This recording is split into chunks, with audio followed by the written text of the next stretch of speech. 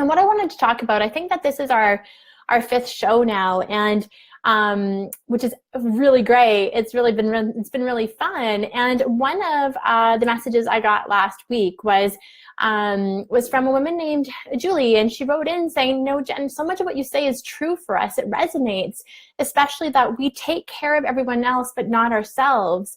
And where she struggles, and she imagines that other women do too, is how to take, the insights and wisdom, and how do you practically apply it to your own life, right? Like, what are the one or two steps that are concrete and doable that can really help you get on the right path to changing your habits? And that's something that I think, I want to talk about today. I just want to make sure I'm still with you, because I just lost the feed here. So let me just make sure I can find, yeah, there we go. Okay, so there we go. Sorry, I just lost. So Julie, this video is really this show is really to help you figure out how to get started today. And here's the thing, there's there's no shortage of knowledge out there. There's blogs, there's this. If it was just as simply doing it, then we would do it. Oh, Joan, hi, great. I'm so glad you're joining. And Julie, yeah, thank you for tuning in, because I really want to help you get to where you want to go. And the biggest gap doesn't exist with our behaviors, our physical behaviors. The gap exists in our mind. It is our emotional behaviors, and it is the challenge of taking what we know and then really facing years of patternings and conditionings that we've been living with for decades, right? Often we've engaged in the same healthy habits or unhealthy habits for a long time. And you can have this conscious thought. So what we're really talking about today is the conscious mind versus the subconscious mind, and how you create that shift and that change.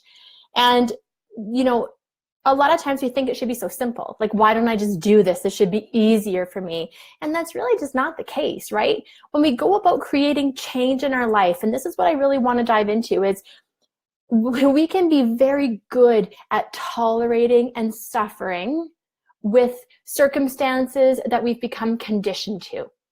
All right, so we have an incredible ability just to hang out in the mediocre or even the crappy, because it's what we know, it's familiar. So we may not like it, and we may know it's not good for us, but it's our world, it's our version of normal, it's what we've become accustomed to. So we see this new world that's over here, and gosh, it looks bright and shiny, and oh, it seems so great, but that means we also have to leave this world that we've become accustomed to. And that is what creates this fear in our mind. And that's what I want you to really get. So much of what we have to go from knowing to doing means we have to invite in the fear, right? And the willingness to be uncomfortable to go to our new version of normal. And the goal, or the way that you do it, the baby steps, is you kind of gotta take a step back from your life.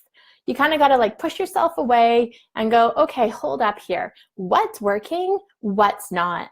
What are the things that I know are going well? What am I doing that is actually not so good for me? And here's the thing, women know, right? You will have your intuition, or you will hear the voice that says, oh, you should be going to bed earlier, or oh, you should be, you should be drinking so much at night. That's not that good for you. Or oh, that relationship's pretty toxic that you're in. But we will endure. And it's only when you decide that, we have to take responsibility for where we're at in our life right now. And if we've created this, well, then you have to remember that you have the ability and the power to create something different. But, and Julie, I know you know this, because if you remember the model of quitting and recommitment, I don't know if you still have that handout, but that model of quitting and recommitment says you always have to go to the vision. You have to go to the vision of what you want in your life. And so often we're spending our time focusing on what we don't want, what we shouldn't do, what we can't have, we focus on the reasons and the excuses and the things that are in our life. And we wait until it gets easier, until life is quieter, or until there's less demands for our time or our energy. And the thing is if we wait, we will wait forever, because that's just the way life unfolds, right? If it's not going to be my kids needing me, it'll be my mom. If it's not my mom needing me, it's going to be my partner. If it's not my partner, it's going to be my work, right? There's always going to be these demands on our time. And part of the skill set we cultivate is the mind, right? We know what to do. And then, so this is it, right? So step one, identify what's working and what's not working. And maybe it's just as simple as you eat a crappy breakfast every day, or you drink coffee until 2 p.m. Or you're cracking open a bottle of wine every night. what we have to do is become willing to give up something that we like, that is keeping us in our sort of silently struggling and suffering, and we have to let go of it so we can grab onto something else. It's like a trapeze, right? You can hang so tight to the trapeze bar. I've actually gone trapezing. It was terrifying and exhilarating. And to get the next bar, to move into it, you have to let go. And you suspend yourself in this moment of not being connected to anything until you can grab onto the new thing. And I like that you tell the truth and don't sugarcoat things. Yeah, sugarcoating is not my skill set. It's a little bit more blunt, and here's what we got to do to get real with what we want to create in our life. And so once you can identify what's working, what's not, you make the decision about what you think you can change, right? It starts with one thing. And the reason that women get so overwhelmed is like, we try to change so many things at once, and then that creates stress and it creates guilt if we don't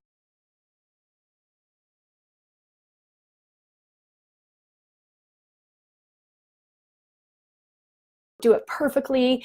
And then we just say, screw it. I'm not doing any of this right now. I'm a good person. I deserve to be happy. I'm going to go get that glass of wine tonight. Or I'm going to go get those chocolates that are left over from Easter, and I'm going to go eat them tonight.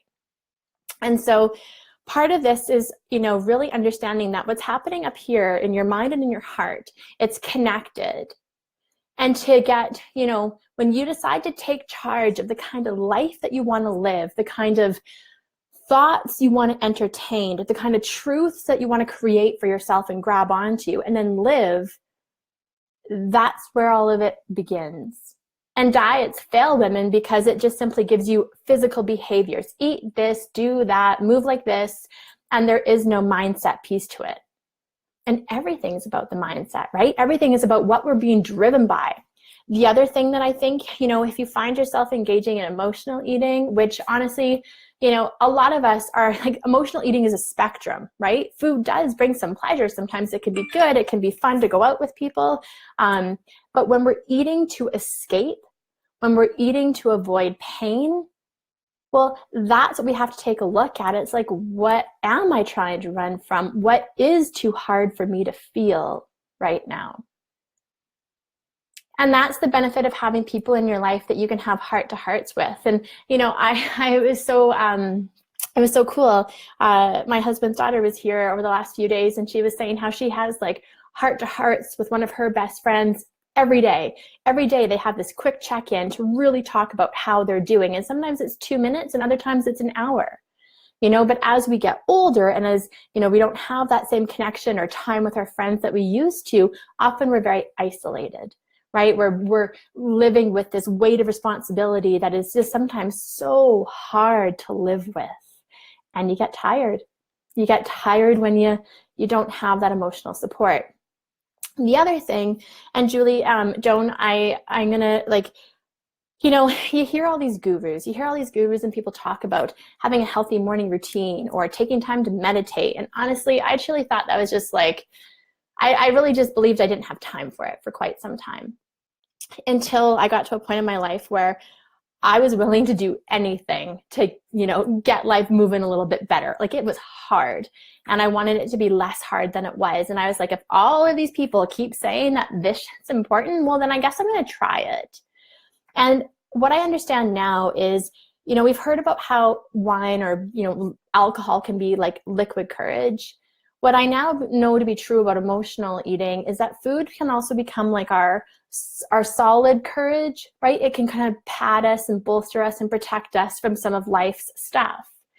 And if you take that away, what are you left to draw on, right? What else do you tap into in those moments of fear or insecurity or exhaustion if you don't have food? And so you have to be able to self-create something, right? And whether you want to call this spirituality or a reservoir of emotional resilience or any of those kind of things, if you don't take the time to get connected to who you are, what you want, and stillness, well, then you have nothing to draw on. And so for me, what happened when I learned how to do that in the morning, and really it was about giving myself permission. That's probably the third thing, is where have you created rules in your life that you are living by that just no longer serve you? And do you give yourself permission to change them? Like, how is it that in our 40s, 50s, 60s, 70s, we're waiting to get permission for other people to change the rules in our life? Right? We need to be able to learn how to give that permission to ourselves. But that means you have to believe that you should be on your priority list, that you should be able to live a life of joy and ease and pleasure, and that you are just as deserving of your own time, attention, and love as all of the other things and people that you take care of. And that's an inside job. If you live with the subconscious belief or the limiting belief that you are less than, less than, undeserving, not enough, and that your time and energy is better spent giving to other people, well, then it's really hard to shift and do the things that we actually need to do to take care of ourselves. So when you do take time to, whether it's, and like, here's the thing, a lot of people think meditating, it's like this hour or 30-minute thing. No, it's not. It can literally be a 2-minute practice, a 2-minute practice of deep breathing, or, get an app on your phone that lets you get still and connect and get guided, just to cultivate the habit. And from that place, you start to take a look at, what is the one thing I know I can do every day? Because it's not, doing the overdose of trying to do 10 things in one day and then falling off in 3 days or 4 days, that builds up our sense of failure, the story that we can't do it, we can't change. And so commitment plus consistency, they have to go hand in hand, right? Doing something once, it's not enough. Doing something 3 times, it's not enough. It's what we do every day. It's how we choose to show up for ourselves every day that starts to make the difference in the long run.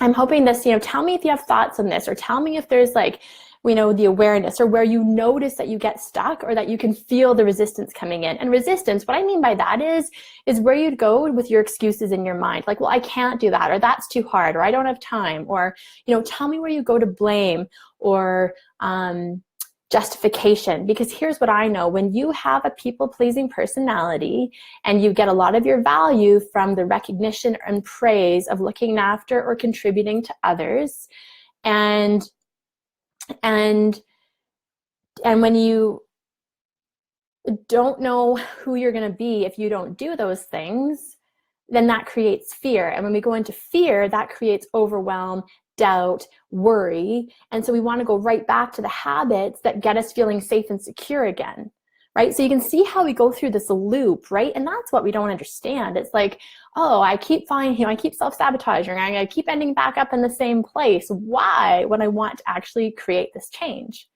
Well, start small, right? It starts small, and it starts with you really getting real with what you want, and really getting real with, does what you want line up with how you're living? Does it line up with where you're spending your time? Because how you are spending your time reflects your priorities. And what's hard about that is how you spend your time can often reflect how much self-neglect you're willing to engage in. And I guess, I've got this amazing, you guys, I can't wait to tell you about it, but I've got this amazing event happening in April. In fact, I think you can sign up now. And it's called the Weight Loss Code.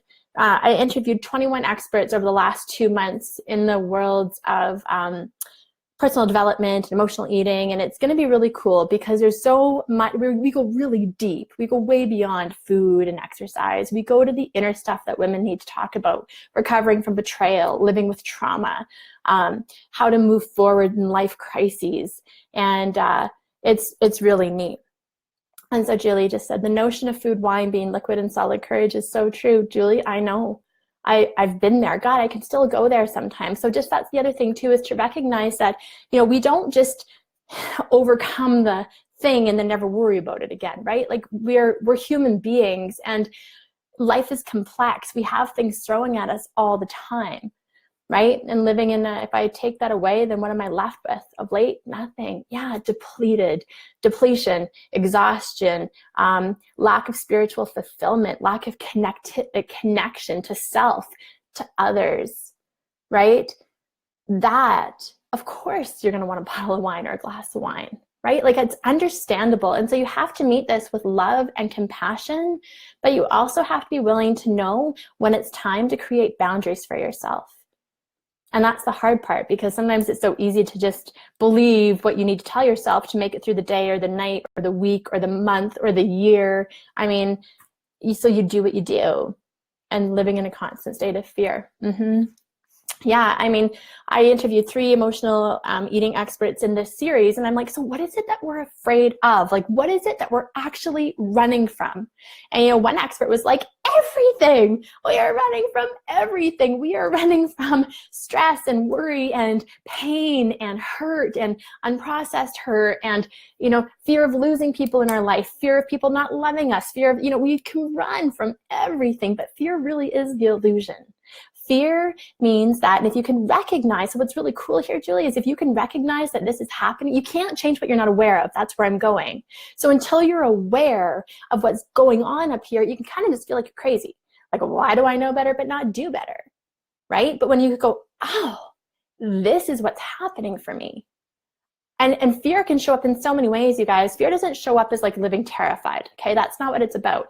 Fear shows up as procrastination, avoidance, numbing, escape. Did I say avoidance? Avoiding people or issues or situations or environments. It can be in so many insidious little ways, which we can then have really great excuses about why we're living like that. So I've got a, here, hold on. Get a pen and a piece of paper, and I'm going to show you the model. You know, I want to take you through something that I created because I saw what the fear of change was, what it involved. So Joan, I really relate to it. I've been a nurse for 30, a single mother. Yes, I'm exploring who I really am and not caring. Yes, I'm really enjoying caring for myself, and I'm trying to build on my foundation of fitness, nutrition, joy, and I've been able to create habits of meditation in a chapel at the hospital and yoga at home every night. Oh, right? That permission to give time for yourself. Ah, hey, Roxy, so good to see you. Okay, so this is the cycle of quitting and recommitted. You could call this is the cycle of change. This is the cycle, and I go through this cycle sometimes every hour to create change in my life. And so the first thing on here is 1, create a vision. Create a vision for your life that can be inspiring and powerful for you. Now, I know that we don't have endless time and energy, so that's where you have to make a decision about what's most important to you right now.